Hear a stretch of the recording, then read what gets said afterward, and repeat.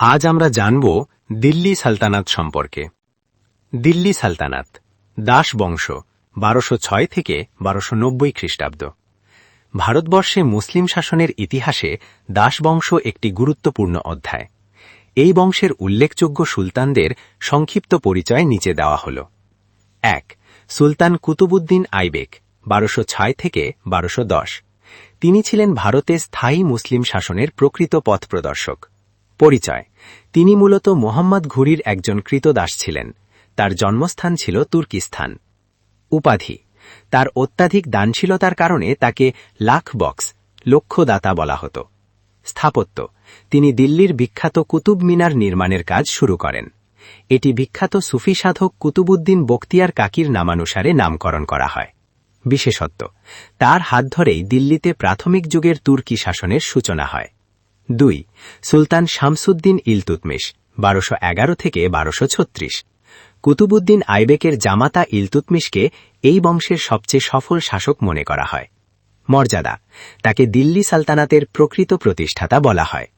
অবদান: তিনি ভারতে প্রথম মুসলিম মুদ্রা টাকা ও জিতাল প্রচলন করেন। স্থাপত্য: তিনি কুতুব মিনারের অসমাপ্ত নির্মাণ কাজ সফলভাবে সম্পন্ন করেন। 3. সুলতানা রাজিয়া 1236 থেকে 1240। ইতিহাসের এক অনন্য ব্যক্তিত্ব এবং ইলতুৎমিশের সুযোগ্য কন্যা। অর্জন: তিনি ছিলেন দিল্লির সিংহাসনে আরোহণকারী প্রথম মুসলিম নারী শাসক। যোগ্যতা: তার সাহসিকতা এবং প্রশাসনিক দক্ষতা তৎকালীন সময়ে নজিরবিহীন ছিল। 4. সুলতান নাসিরউদ্দিন মাহমুদ 1246 থেকে 1266। তিনি তার অনাড়ম্বর জীবনযাপনের জন্য ইতিহাসে স্মরণীয় হয়ে আছেন। উপাধি: সরল জীবনযাপনের জন্য তাকে ফকির বাদশাহ বলা হতো।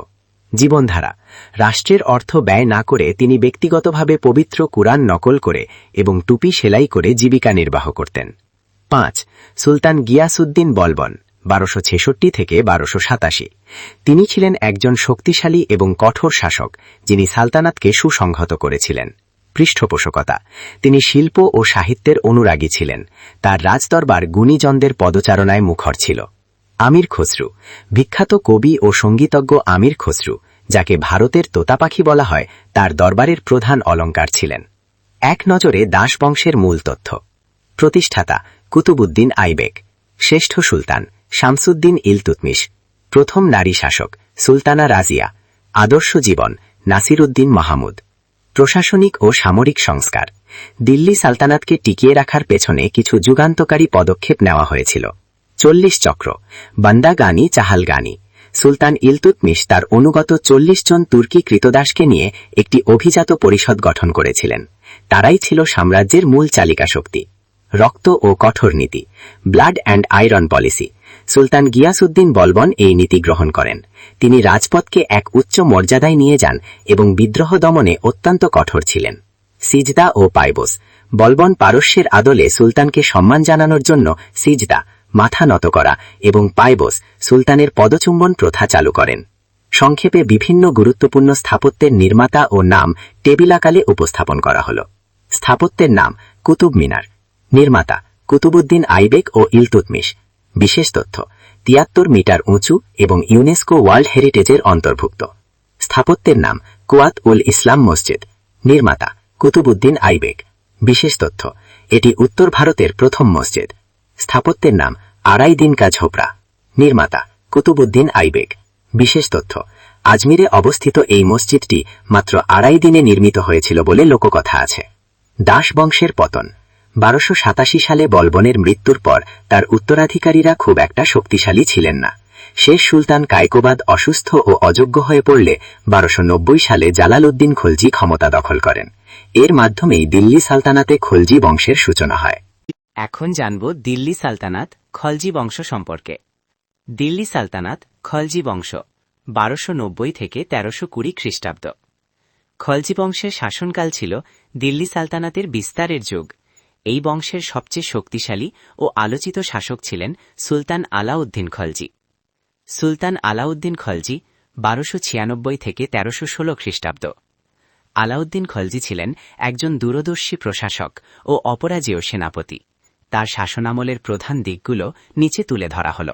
1. উপাধি ও মর্যাদা: শ্রেষ্ঠ সুলতান। বিখ্যাত মরক্কো পর্যটক ইবনে বতুতা আলাউদ্দিন খলজিকে দিল্লির শ্রেষ্ঠ সুলতান বলে অভিহিত করেছেন। দক্ষিণ ভারত বিজয়। তিনি প্রথম মুসলিম শাসক হিসেবে দক্ষিণ ভারত জয় করেন। 2. বাজার নিয়ন্ত্রণ ও অর্থনৈতিক সংস্কার। জনগণের কল্যাণে তিনি ইতিহাসে প্রথমবারের মতো অত্যন্ত কঠোর মূল্য নিয়ন্ত্রণ ব্যবস্থা প্রবর্তন করেন। মূল্য নির্ধারণ। তিনি নিত্য প্রয়োজনীয় প্রতিটি দ্রব্যের মূল্য নির্দিষ্ট হারে বেঁধে দেন। তদারকি। বাজার দর তদারকি করার জন্য তিনি বিশেষ পরিদর্শক শাহমাই মান্ডি নিয়োগ করেছিলেন। 3. সামরিক অভিযান ও মালিক কাফুর। দেবগিরি জয়। 1306 খ্রিস্টাব্দে তার বিশ্বস্ত সেনাপতি মালিক কাফুরের নেতৃত্বে দাক্ষিণাত্যের দেবগিরি অভিযান পরিচালনা করেন। ফলাফল: দেবগিরির রাজা রামচন্দ্র যুদ্ধে পরাজিত হয়ে দিল্লির আনুগত্য স্বীকার করতে বাধ্য হন। 4. শিল্প ও সাহিত্যের পৃষ্ঠপোষকতা। সুলতান আলাউদ্দিন খলজি নিজে যোদ্ধা হলেও গুণীজনদের অত্যন্ত সম্মান করতেন। তার দরবারে যারা আশ্রয় পেয়েছিলেন: আমির খসরু, প্রখ্যাত কবি ও সঙ্গীতজ্ঞ; জিয়াউদ্দিন বার্নি, বিখ্যাত ঐতিহাসিক; কবি হোসেন দেহালবি, অন্যতম শ্রেষ্ঠ সাহিত্যিক। 5. স্থাপত্য কীর্তি। তার শাসনামলের অন্যতম সেরা স্থাপত্য নিদর্শন হল দিল্লির বিখ্যাত আলাই দরওয়াজা। এটি কুতুব মিনার কমপ্লেক্সের একটি চমৎকার প্রবেশদ্বার। সুলতান আলাউদ্দিন খলজির সম্পর্কে আরও কিছু বৈশিষ্ট্য টেবিল আকারেও দেয়া হল। বিষয়: অর্থনীতি। মূল বৈশিষ্ট্য: দ্রব্যমূল্য নিয়ন্ত্রণ ও রেশনিং ব্যবস্থার প্রবর্তন। বিষয়: সাম্রাজ্য বিস্তার। মূল বৈশিষ্ট্য: প্রথম সুলতান হিসেবে বিন্ধ্য পর্বত অতিক্রম করে দক্ষিণ ভারত জয়। বিষয়: স্থাপত্য। মূল বৈশিষ্ট্য: আলাই দরওয়াজা নির্মাণ। বিষয়: মর্যাদা। মূল বৈশিষ্ট্য: ইবনে বতুতার মতে শ্রেষ্ঠ সুলতান। এখন জানব দিল্লি সালতানাত, তুগলক বংশ সম্পর্কে।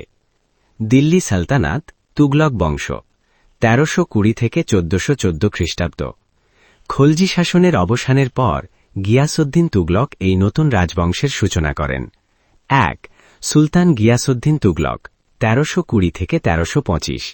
তিনি ছিলেন তুগলক বংশের প্রতিষ্ঠাতা। প্রতিষ্ঠা: 1320 খ্রিস্টাব্দে খলজি বংশের শেষ শাসককে পরাজিত করে তিনি ক্ষমতা দখল করেন। নগর নির্মাণ: তিনি দিল্লির অদূরে তুগলকাবাদ নামক একটি শক্তিশালী দুর্গ নগরী নির্মাণ করেন। উদারনীতি: আলাউদ্দিন খলজির কঠোর কর ব্যবস্থা শিথিল করে তিনি কৃষকদের জন্য সহজ শর্তে কর আদায়ের ব্যবস্থা করেন। 2. সুলতান মোহাম্মদ বিন তুগলক, 1325 থেকে 1351। তাকে দিল্লির সুলতানদের মধ্যে সবচেয়ে মেধাবী অথচ বিতর্কিত শাসক মনে করা হয়। মোহাম্মদ বিন তুগলক ছিলেন একাধারে অত্যন্ত মেধাবী, পণ্ডিত এবং দুঃসাহসী একজন শাসক। তার শাসনামল ইতিহাসে কিছু উচ্চাভিলাষী ও বৈপ্লবিক পরিকল্পনার জন্য বিখ্যাত, যদিও সেগুলোর অধিকাংশ বাস্তবায়ন করা সম্ভব হয়নি। 1. রাজধানী স্থানান্তর, 1326 থেকে 1327 খ্রিস্টাব্দ। সাম্রাজ্যের কেন্দ্রস্থল থেকে শাসনকার্য পরিচালনার উদ্দেশ্যে তিনি এক নজিরবিহীন সিদ্ধান্ত নেন। পরিকল্পনা: দিল্লি থেকে প্রায় 700 মাইল দূরে দাক্ষিণাত্যের দেবগিরিতে, যার নাম বদলে রাখা হয় দাউলাতাবাদ, রাজধানী স্থানান্তর করেন।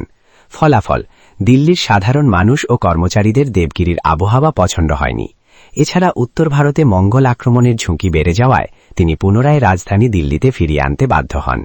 এই দীর্ঘযাত্রাতে বহু মানুষের প্রাণহানি ঘটে। 2. প্রতীকী তাম্রমুদ্রার প্রচলন।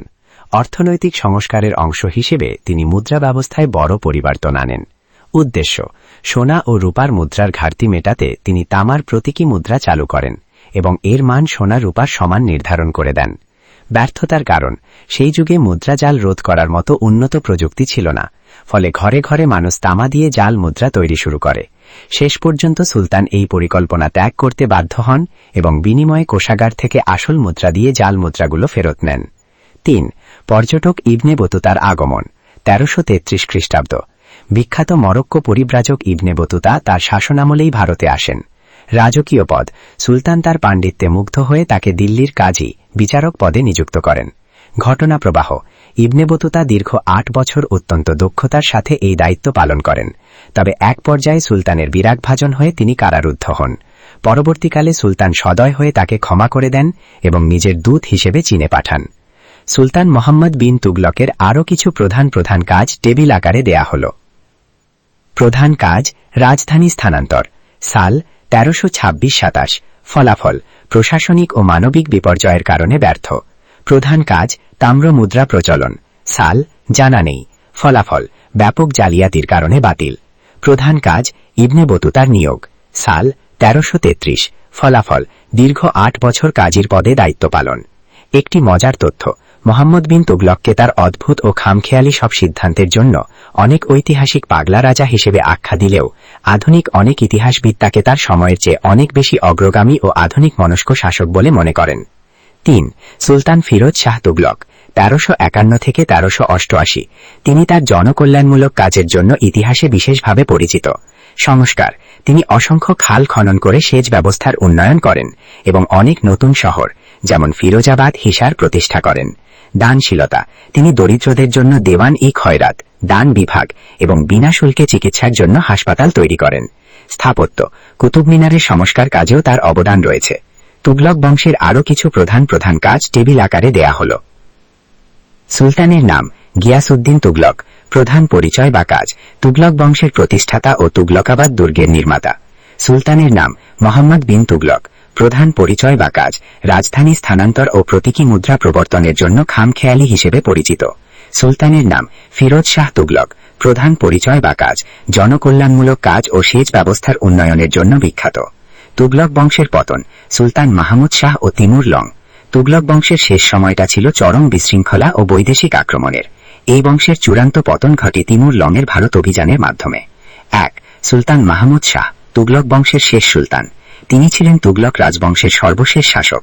তার সময়ে দিল্লি সালতানাতের শক্তি এতটাই হ্রাস পেয়েছিল যে তৎকালীন সময়ে একটি উপহাস প্রচলিত ছিল, শাহেনশাহ ই দিল্লির শাসন দিল্লি থেকে পালম, দিল্লির একটি নিকটবর্তী স্থান পর্যন্ত বিস্তৃত। 2. তিমুর লংয়ের পরিচয় ও ভারত আক্রমণ 1398 খ্রিস্টাব্দ।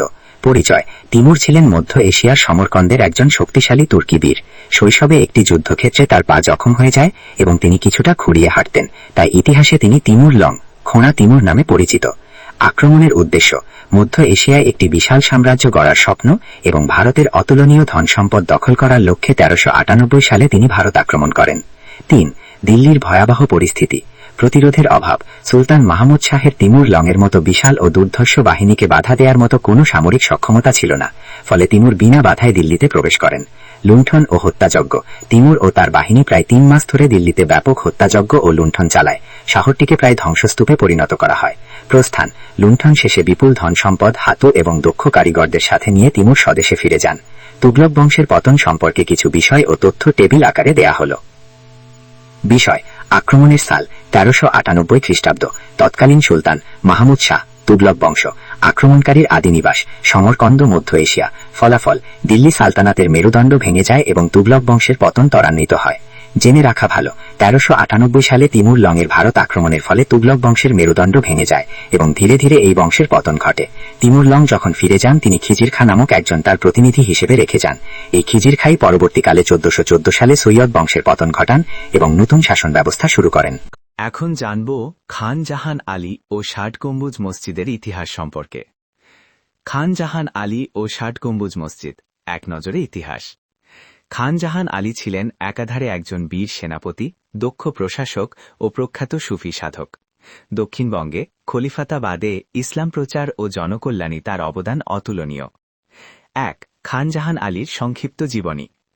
জন্ম তিনি 1369 খ্রিস্টাব্দে দিল্লির এক সম্ভ্রান্ত মুসলিম পরিবারে জন্মগ্রহণ করেন।